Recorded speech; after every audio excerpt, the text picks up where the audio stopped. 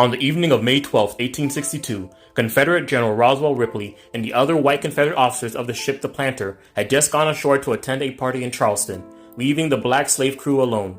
Quickly, the black crew's families left their hiding places on other vessels and came aboard the Planter. Robert Smalls was the wheelman of the ship. In this capacity, he had become knowledgeable of all navigation channels in Charleston Harbor, as well as all the gun and troop positions of the Confederates guarding the harbor.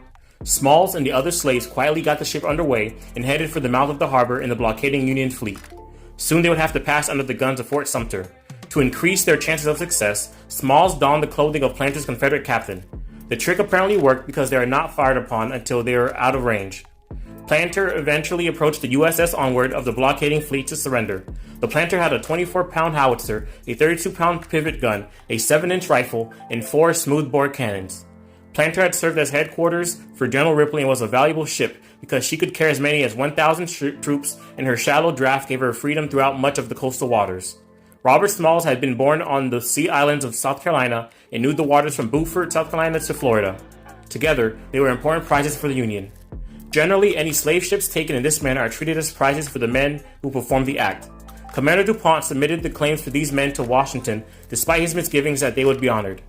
Since these men had been slaves and the Dred Scott decision said they were merely contraband, it took a special act of Congress to award the ship as a prize. And even so, it was valued at $9,168, or one-third of its true value. After being promoted to captain, Robert Smalls was commissioned as second lieutenant, Company B, 33rd Regiment, United States Colored Troops.